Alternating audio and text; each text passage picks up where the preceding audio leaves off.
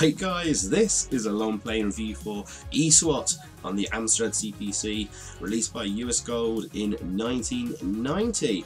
But before we get to the Amstrad version, we're going to take a look at the arcade version first for comparison, because it's actually very faithful to the arcade original, and we'll look at some key points in the arcade game so we can compare. But first, let's start off the arcade version, which was a Sega coin-op released in 1989 as Cyber Police ESWAT. US Gold drops the Cyber Police name, apart from on the title screen, which we'll see in a few minutes. Now, ESWAT is an acronym for Enhanced Special Weapons and Tactics. So you start off as a regular SWAT cop, as we can see here, and you need to arrest 3 criminals over 3 missions to earn your stripes to join the ESWAT squad and get yourself an advanced cybernetic exosuit with immense firepower and special weapon upgrades to collect over 12 more missions. So there's 15 missions in total. And the coin-op uses the System 16 board, same as Shinobi, and it does feel very similar to that actually. So basically, Sega have mashed together Robocop and Shinobi. Clever. However, I think it was only moderately successful from what I can tell. The Sega Mega Drive version is perhaps more famous and more popular. That got a revamped version called ESWAT City Under Siege, which is actually quite different and pretty much nothing like the arcade original. So we're now going to sort of skip forward a few things here to show you some key points of the game, like for example this boss here and the lady you need to rescue. Note the animation there, the lady running to you. Here's the 3rd level boss. Defeat him and you become a member of ESWAT.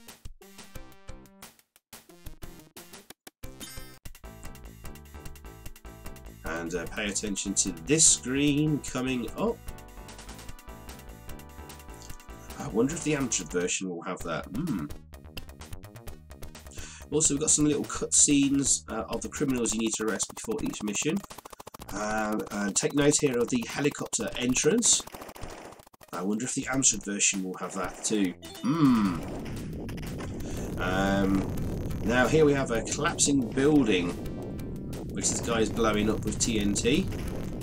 Again, that's going to be very complicated to convert to a humble 8-bit home computer. We've got a tiger boss here on stage 7. And we have like a Donkey Kong type boss on stage 8, and he chucks barrels as well. I'm sure Nintendo probably weren't happy about that. We've got a giant monster truck boss on stage 9. Little animation there. We've got these like laser turrets on stage 10. We've got these flying men on flying jet bike things on stage 11. We have 2 Terminator rip-offs basically on stage 12 as the boss. Stage 13 has this strange like machinery dropping blobs of lava or something, molten something or other, molten metal.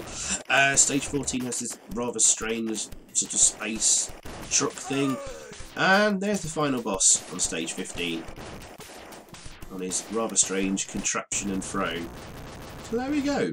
So those are things to note when we look at the Amstrad version, which we're going to do now.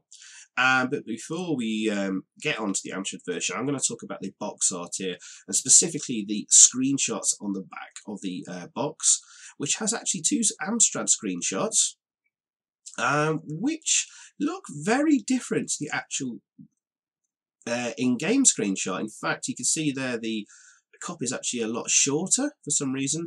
Got some different colours. It doesn't look as good. Same there. More garish colours. And in the bottom right corner there, I think US Gold have wised up to the fact, and people are not happy about them using crap screenshots. And there's a little get out of jail free message there. because it was originally, oh yes, sorry guys, just point out here, there's two versions of the game, a 64K and 128K version, and we will be doing the 128K version. But if you want to see the horrors of what the 64K version looks like, I've got some footage at the end of the video for you. So the reason I bring up that screenshots on the back, because it's a typical tactic by US Gold. They've done this before. Mocked up screenshots, maybe. Made by Creative Materials. When I picked up this game as a kid, I was drawn in by the screenshots on the back, which looked kind of impressive to me, and I was quite disappointed with what actually I was presented with. So which is why I brought that up there. I think I originally brought that up in the first video I did on ESWAT on my channel, and guys, this is a revisited video. I'm celebrating 10 years of being on YouTube, and my first ever long play and review video where I did a review and commentary was on ESWAT, and I decided to, as a little celebration of 10 years on YouTube, I would revisit my first ever long play and review video and kind of redo it, because to be honest with you guys, it's cringy for me to go back and listen to. My style of commentary and talking isn't very good. Horrible pops and clicks and hisses on the mic, and to be honest guys, my microphone is still trash, but a brand new one will be arriving in a couple of weeks. Anyway, so I thought it was a cool thing to do, to look back at this game and revisit it.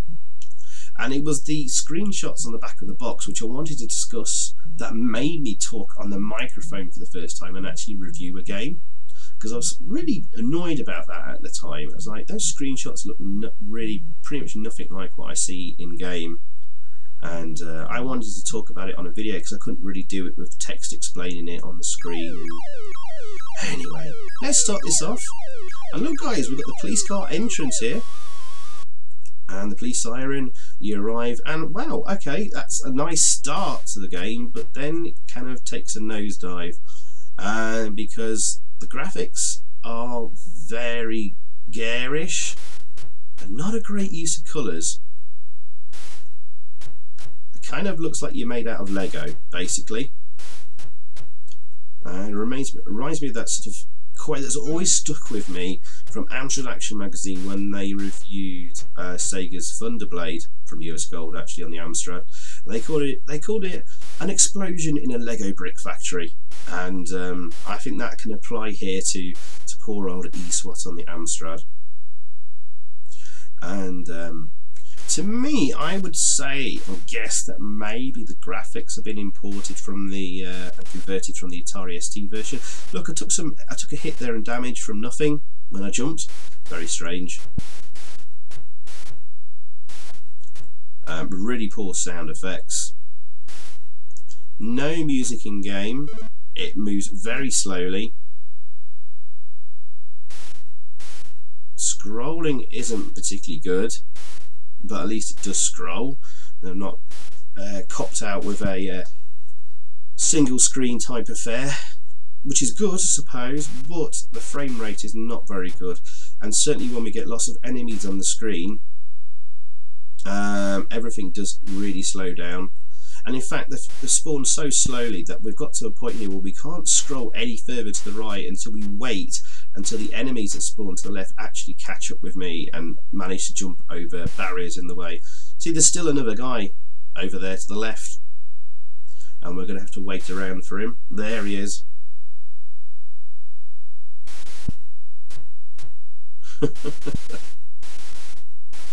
And here's the end level boss. At least they actually have the end level bosses, and they're pretty accurate to the arcade original.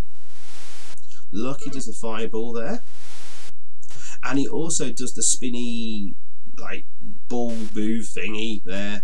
You can see, but he's actually pretty easy to kill if you can manage to get him stuck in a loop with your gun firing really quickly. He just basically gets stuck, and you just pump him full of lead. In fact, you didn't need to pick up the ammo at the top right there. You can just pretty much kill him straight off. But ammo is in short supply on the game, so I went to pick that up. So there we go. That's the first level done. It has the same background and layout as the arcade original. So I'm wondering, like many games that Creative Materials, aka Binary Design did, through various programmers, they often ripped the graphics from the arcade board and put them on the Atari ST, converted them to the Amiga, and then sort of down converted them to the Amstrad. For example, look at Final Fight, Shinobi, and the Double Dragon 1 and 2 games. And yes, you may have noticed something there. While I was ducked, I took a hit there from a bullet going out over my head. Here's one problem. If you shoot your gun whilst a bullet, sorry, if you shoot a gun whilst ducked, but an enemy bullet is going over your head, even though you haven't stood up, you'll take damage. So very poor collision detection work there. Very amateurish, unfortunately. What a shame. And yeah, so if you might be wondering playing this game why you're suddenly taking random damage and all that kind of stuff. That's why.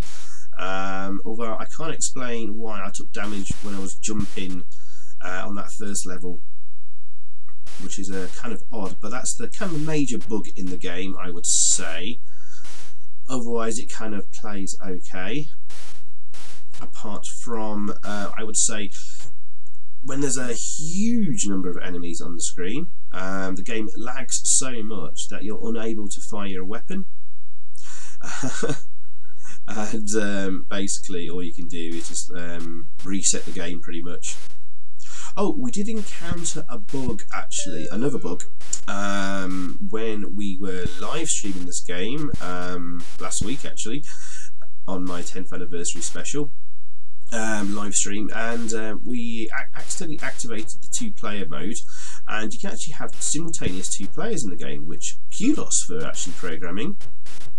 There was a point where, for some reason, whilst in 2-player, you couldn't jump and land and jump up onto a higher platform, which meant the game was, well, you couldn't progress any further in the game, and we had to reset. I don't know why that happened. It doesn't happen in single-player mode though. Oh, look, the animation here. That's a nice touch. That was in the arcade, and they've got it here in the Amstrad version. So we've got the boss with the boomerang and the kidnapped lady. And if you kill him, she does run to you and give you a hug, which is nice. No sampled speech like the arcade version though, where she goes, "Oh, thank you, officer." That's missing, but I wouldn't expect that to be in the 8-bit home computer versions. So this is now the 3rd stage, and if you remember guys, in the arcade version you had to complete 3 missions as a normal SWAT cop and arrest the 3 criminals at the end of the 3 missions to get your upgrade into the ESWAT squad and get your Exosuit. So we'll see what happens at the end of this level. Now we've got a new enemy appearing now, these knife men, which are rather annoying actually, because they're very quick to throw knives, but they will also throw knives at like basically ducking height as well as like your normal height. So often if they get a knife being thrown, you're going to have to be jumping, which makes you vulnerable, and more enemies may appear on the screen, more bullets and knives may start flying. So you need to get rid of these knife guys as quickly as possible. One tactic is to sort of like just ut yourself forward maybe a few inches at a time, just to spawn the one knife guy, rather than running forward as fast as you can and then like loads of them being spawned, because they do get spawned at certain sections of the screen being scrolled. See, I managed to avoid that knife there by doing like the jump down, which is firing down, which normally would like drop you down from a high level to a lower level. It does like a quick short jump, and that can get you out of trouble rather quickly, so firing down for that. Jumping up to a higher section is quite awkward. It's fire up and right or fire up and left like so, and you have to do that simultaneously. Ah yes, so here's the fire. Here's the 3rd boss, and the guy with the anchor.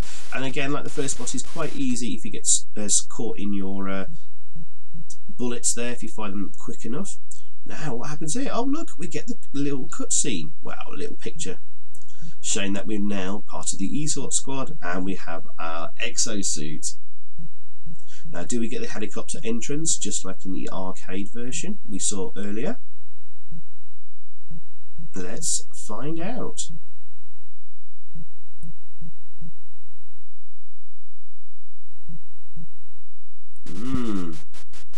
And yes, we do. We get the helicopter entrance. I'm impressed actually by that. Okay, it doesn't move exactly very smoothly, and well, the frame rate isn't good, but it's there. And you know, more things from the arcade version that they've chucked in here. They could have saved a lot of time and effort by not doing that, and rushed the game out even more than it has been. But no, it's there. I'm actually very impressed how faithful this is to the arcade version, which is why this game always has intrigued me, and I've come back to it. Despite all its obvious faults and stuff like that, it's one of the most accurate arcade conversions on the Amstrad. I mean, close to almost Donkey Kong levels of accuracy, in a way. Actually, in a different way. Donkey Kong was stupidly accurate in terms of, like, it even had the same screen aspect ratio, and it looked like they basically converted the exact arcade code to the Amstrad. In the case of ESWAT, obviously they built the game from the ground up, but tried to throw in as much as possible from the arcade. So we've got the sort of little cutscenes and entrances, and there's also going to be, as we noticed earlier, guys, in the arcade video, there was like a collapsing building. How on earth are they going to achieve that on the Amstrad or the Specchia Commodore 64? I think most teams probably would have tried to abandon the idea rather than give it a go. So again, I'm just sort of trying to move myself forward a little bit by a little bit, so I don't spawn like 4 enemies at a time, just 1 at a time. Well, I ended up spawning 3 there. And to be honest, guys, it's probably safer to keep yourself ducked for as much of the level as possible. But that does look a bit crap.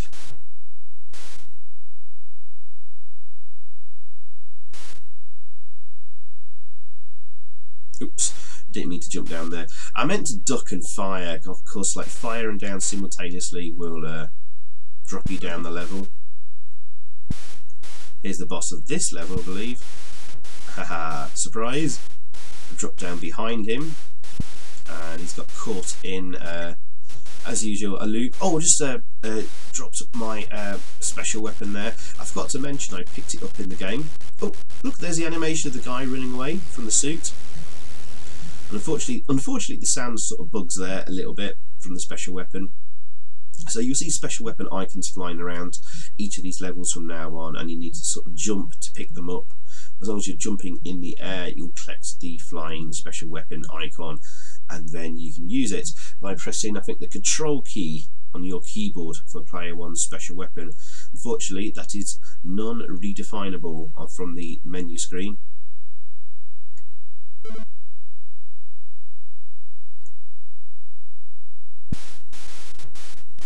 Kind of a nice background there with the sunset, but like there's a big blotch of yellow there, and I don't know why the graphics artists seem to be quite obsessed with yellow in the game. I think they could perhaps use some different colours here and there. Too much use of yellow, and it makes it really garish.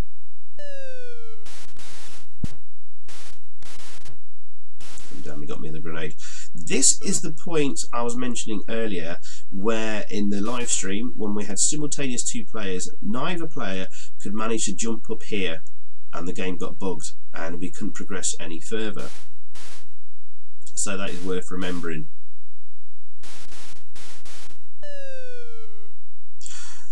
Also, might be worth mentioning as well, I can't remember if this is true or not. I just remembered from playing this years ago that with 2 players, if you get if you get quite far in the game, but you're on like you've basically got 1 credit left and no lives and no energy, and you're about to die, make sure you use your last credit and spawn like the 2nd player.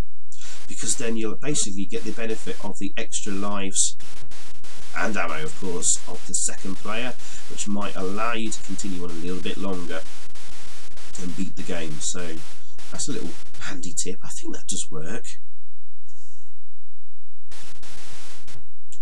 But to be honest, guys, the game isn't particularly hard. It's not hard if you just take it very cautiously and quite slowly, instead of rushing through the levels and picking off the enemies one by one, really. To be honest, that's just like the arcade version, really. No boss at the end of that level, but I don't think there was in the arcade version either. Actually, I think in the arcade version it may have spawned a load of those enemies in exosuits. Can't remember now, actually. But this will be an interesting level here, guys, because I think this is the level with the collapsing building, I believe. So yeah, remember to jump to pick them up. If you let them fly into you for some reason, you don't collect them. Now, in the Amstrad version, you can actually jump up this wall here through the ceiling or whatever. On the arcade version, you can't. You have to move forward to a gap to jump through there. The only problem is we're now stuck with this guy. And the arcade version, you have to jump through that little gap there. You see the sort of dark grey of the wall.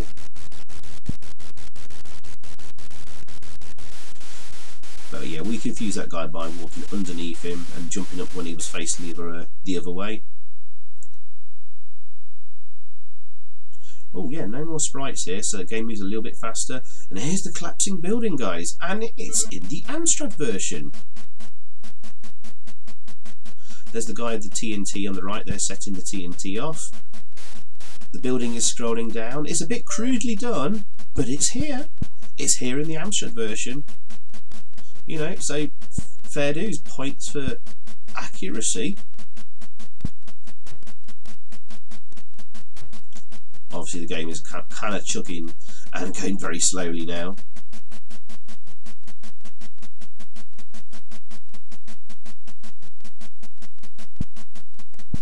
I noticed that the bombs are not there though anymore on the building. There's normally like little TNT things that explode.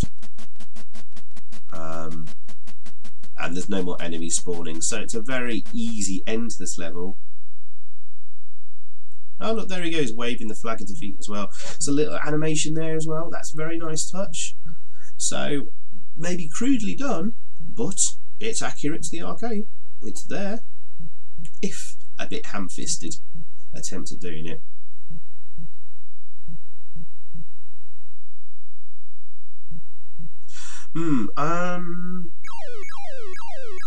I was about to talk about who made this. I'll just point out though that you're in your exosuit here. I don't know how you managed to fit inside the police car in your exosuits, but you have done. And I think that does happen in the arcade version. So who actually made the Amstrad version?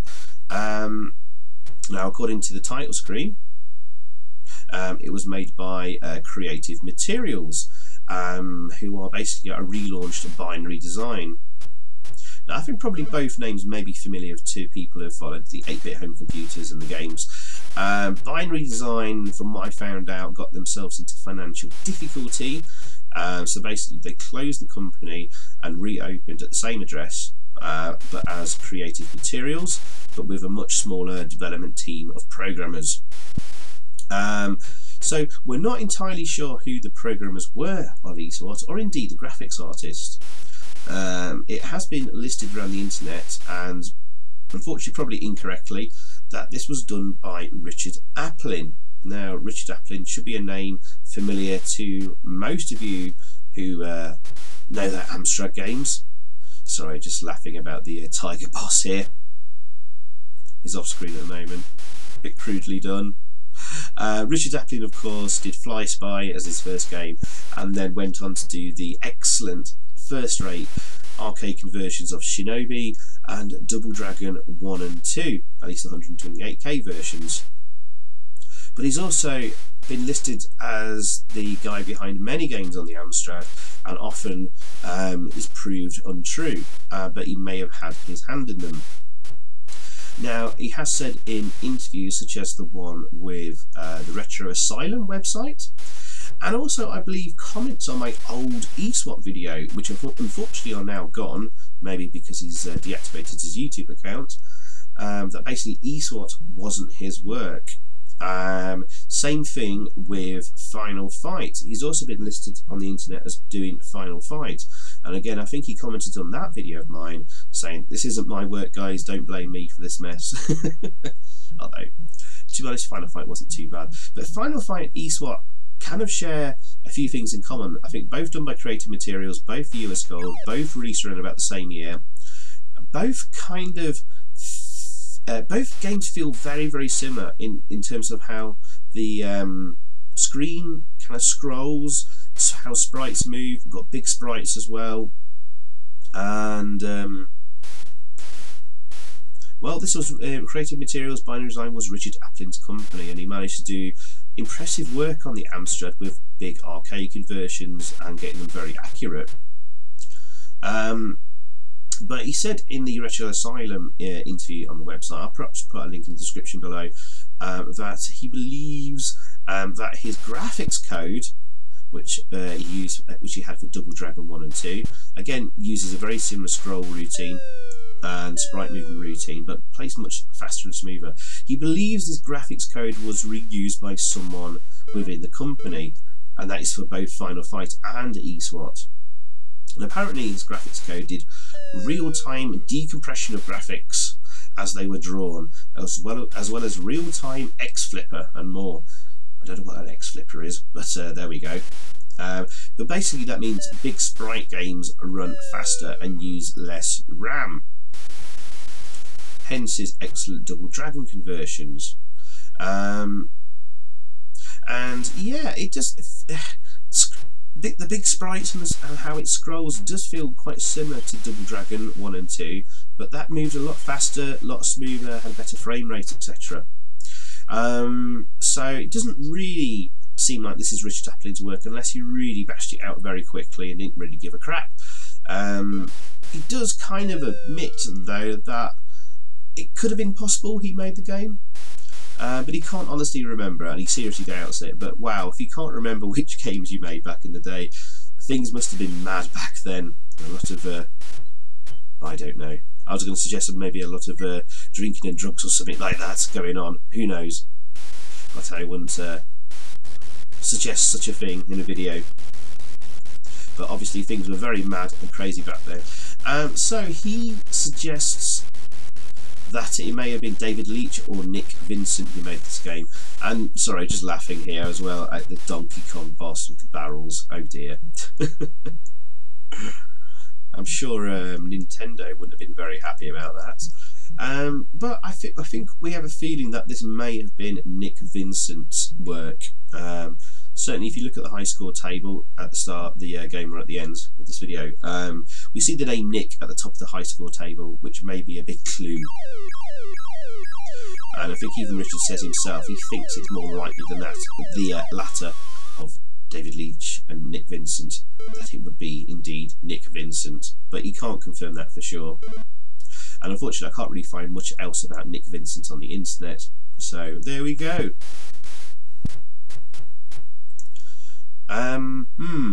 As for review scores at the time for ESWAT,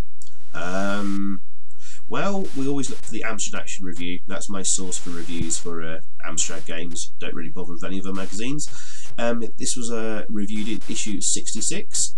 The graphics got 42%, sounds got 21%, grab factor 52%, and stain power 30%. With a lowly overall score of 48%. Yikes. So there we go. I will come on to my own review score later on in the video. Oh look, we've got the monster truck boss here. So that is in the Amstrad version, but it's pathetically easy to destroy. Bullets apparently go through people's heads as well there.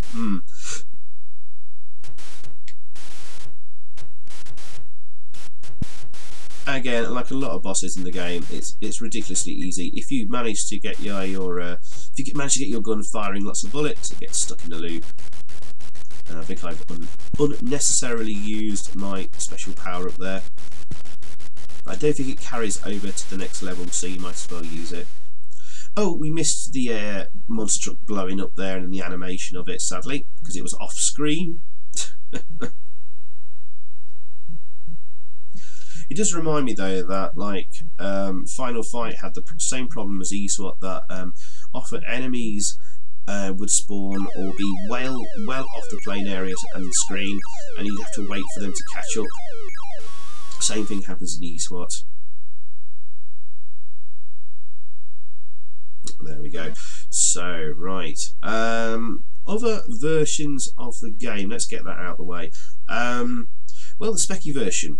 It actually has music on the title screen, which is missing on the Amstrad, so a mark there for the Specky over the Amstrad, maybe. The music was actually alright. The Specky version looks like it might share the same graphics, sprite and scrolling code, and it does indeed actually play a little faster, but not by much or really that noticeable. I have to say that on the main sprite on the Specky version, you guys got to see, probably go and check that out on YouTube after this video. The main sprite has an awful face design. It's like 3 dots, 2 for its eyes, and one for the mouth, and it looks ridiculous. It's an awful sprite design for the main character. It's got to be seen to be believed. The Specky version has worse sound effects. It's absolutely dreadful and truly awful. The sound effects are so bad, honestly, it must be bugged. It must be a bug that they didn't manage to fix or something. I can't believe how bad the sound effects are. It has monochrome graphics, of course, which actually work okay. And it also has slightly chunkier and larger sprites, again not by much, but they are very slightly larger than the Amstrad version. But it is missing some key things that the Amstrad version does have, like for example the helicopter drop off on level 4 that I got excited by earlier. That's missing, and I think it looks like on level 9, the previous level, to see the one we just did, is missing the monster truck boss. But level 6 does have the collapsing building like the Amstrad one. And when we get to the ending on the Amstrad version, the Specky one, by the way, guys, has exactly the same ending. And I won't give that away just yet. Commodore 64 version has the same music as the Specky version on the title screen, but like the Amstrad and Specky versions, has no music in game. Obviously, the Commodore 64 version has the better sound effects in game, but weirdly, graphically, looks nothing like the arcade original. It looks weirdly cartoony and overly colourful. The colours are too cartoony, as are the sprites and the design, and the sprites are a lot smaller. It doesn't have the police car arrival either. Bosses seem to be even more easier. And it's also missing the helicopter arrival too, like the Specky version. So the Amstrad's got that above the other two. The ESWAT suit in-game looks ridiculous. It does have the collapsing building though. And I remember the monster truck looks really daft as well. It just feels like a completely different game to what the arcade version was. It's not really gone for accuracy, and also when you complete the game on the Commodore 64 version, there's no ending message, no ending screen, it just goes straight to the title screen. Oh dear. But as a conversion of the arcade, it's probably the least faithful and worst. But if you class the C64 version as a standalone game, as if the coin-op didn't exist, it's arguably the better and more playable game. So that's a kind of a tough one to rate in terms of 8-bit wars, who had the better version. And we get the flying bosses here, just like in the arcade one as well, and the Amstrad. Kind of awkward to shoot because you can't shoot diagonally, but then you couldn't in the arcade version anyway. Just trying to find a safe spot to shoot him. Oh, that's pretty ridiculously easy, really.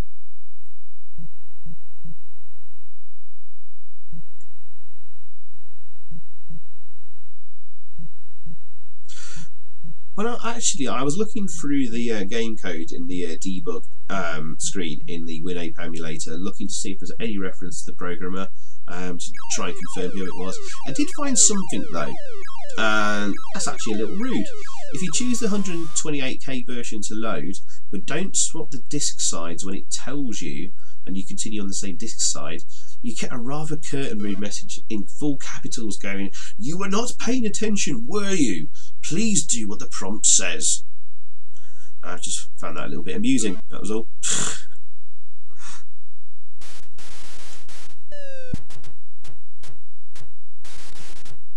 Damn, got hit by the grenade there. A little bit of awkward jumping on this level. But we're getting close to the end of the game now, guys, anyway.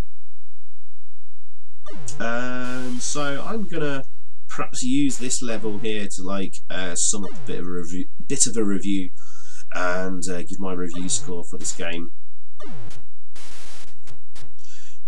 Oh dear, where do I start? In terms of arcade accuracy for a conversion, it's tip-top. It's pretty much all there, and that has to be commended, and that's kind of what always intrigues me about the ESWAT conversion on the Amstrad and draws me back to it every now and again. Just how accurate it is. It's got like the police car sliding in at the start of the levels, it's got the helicopter drop off, it's managed to do the collapsing building level, and you know, the level layouts are pretty accurate as well. You got the special weapons, you got simultaneous 2 players as well. Oh, that's kind of pointless, really, but it's there. They've managed to do that, so they've gone to all this extra effort, and I just wonder why they didn't go to the extra effort in like basically touching up the graphics, which are basically too blocky, too garish, and too much use of yellow, and the yellow really makes it look quite garish.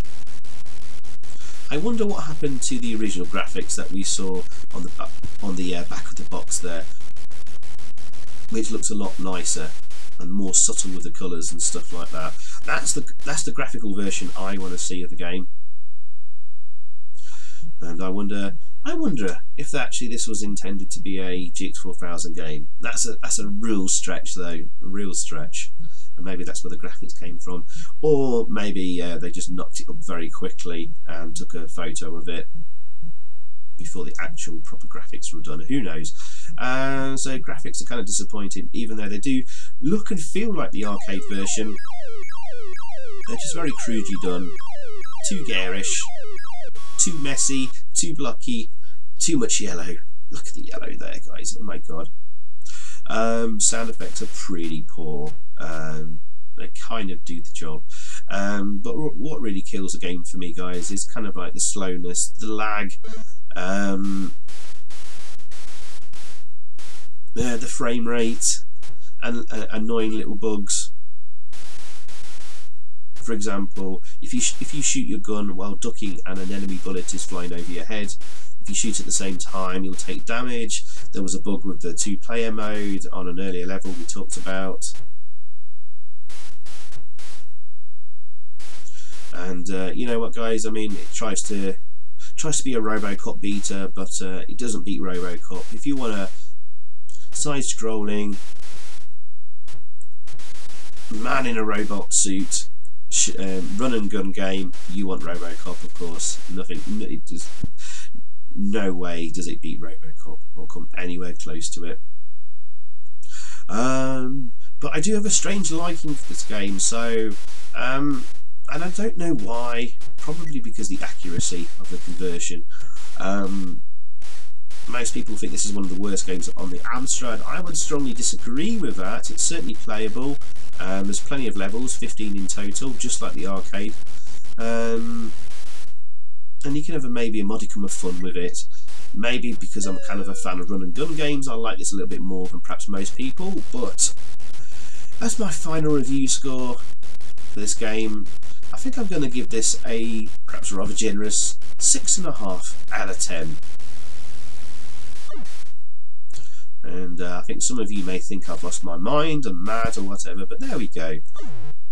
Do you know what? The thing is that why I'm probably rating it a little bit higher is that every now and again, okay, maybe once every few months or a few years or whatever, I boot the game up and give it a play and give it a go. So if I keep coming back to a game every now and again, it can't be all bad. And if you want a bit of mindless blasting action, then, well, ESWAT's here.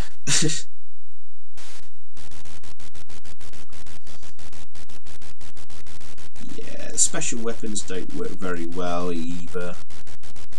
Seem to be a little bit glitched and bugged. And perhaps the game is overly easy as well. You do have an energy bar, you do have lives, and you do have credits, so there's plenty of opportunity to progress with all that behind you. And now we're going to wait for these guys to spawn up here.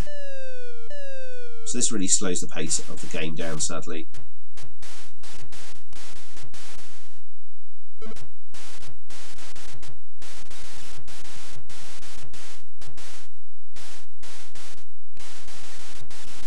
And again, they just get stuck in a loop there if you manage to get your gun firing away rapidly. And I think this is the rather strange boss of this level now. It's machinery dropping molten metal, which you have to avoid.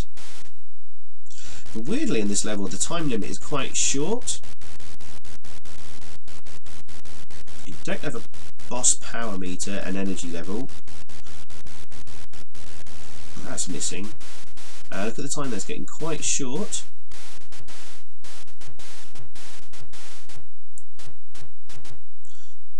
And now the boss on the Amstrad version, its doors remain open at all times. On the arcade version, the doors open and close, and you can only destroy this machinery whilst the doors are open.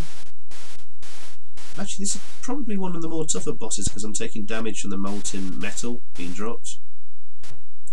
Oh gosh, 9 seconds left, 8 seconds.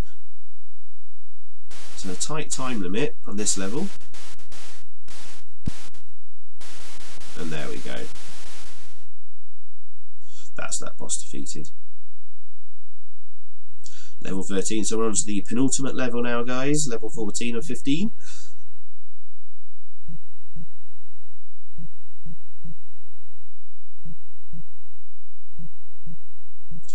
And I'm kind of run out of things to say about ESWAT now.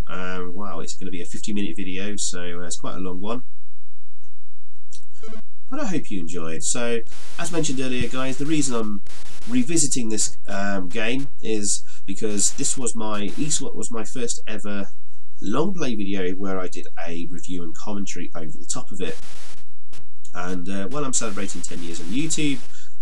So I decided to revisit my first ever proper long play review video, which is kind of like the USP of my channel, the unique selling point that I guess maybe made me stand out a little bit more, because I did long plays but with reviews and commentaries, which annoys a very, very small minority of people who believe long play videos shouldn't have a review or commentary, but I don't care.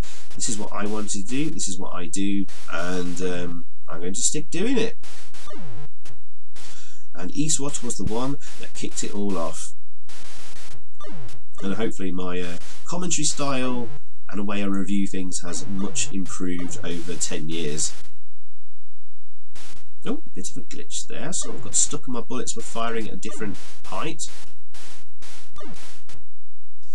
And these gits are quite annoying. Now, I think they're meant to be sort of like Chrome skull things. They don't really look like that on the Amstrad version, but oh well.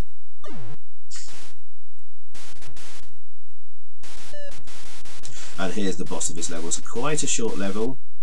Then again, the arcade version was a quite short level too.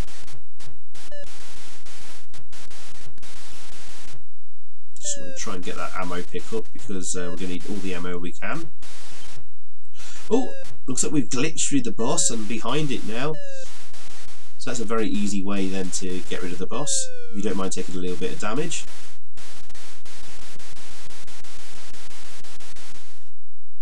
And here we go, guys, on to the final level at last. Now it's I've not really found anywhere on the internet that has the true backstory of the game. Just found the arcade flyers. It doesn't really tell you much about, apart from just like start as a SWAT cop, become an E-SWAT, and get rid of all the baddies and criminals and stuff. So we're going to encounter the final boss here, for example, but I don't know who he is, what he is, why he's here in this giant sort of James Bond villain lair with a world map there. But we'll see him very, very shortly.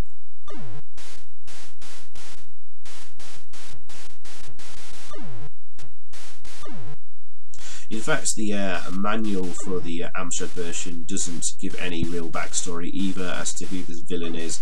Obviously, he must be the villain in control of all these bad guys and robots, and we've got these Terminator robots here again.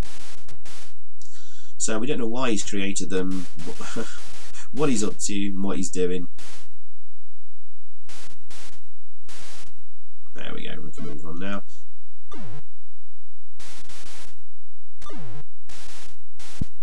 Going to use my special weapon there.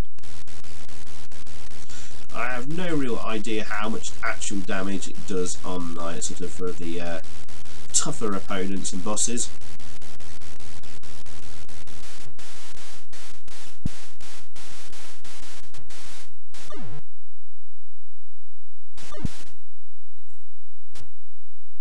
Oh, didn't destroy the turret there. There we go. Now we'll get the ammo pickup. We should have plenty of ammo now for the final boss coming up, I think, after this bit here. We get kind of stuck there. We can't seem to drop down, so we have to jump down here and then move up onto the second crate there, and then the screen will scroll. So a bit of an odd little glitch there, but oh well.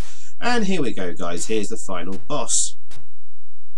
And he's sat in the middle of that machinery and that contraption there. I'm not sure quite what it is. That is him there behind the machinery. He looks like he's playing like a weird robotic drum kit or something. But this shouldn't be too hard to do. Get rid of the like the Terminator rip-offs. Shoot the blue pods, which I think I've managed to do already. And this should be a goner then.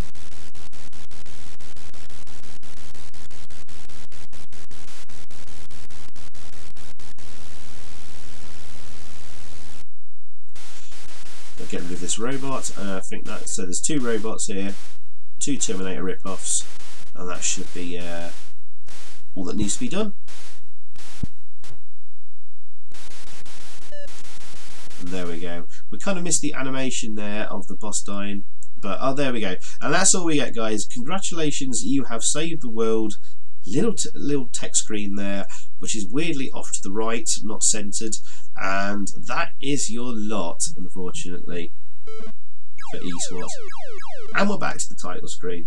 And as you notice there, guys, Nick is actually at the top of the high score table there, so that may be a clue that it is Nick Vincent who was the programmer behind this game.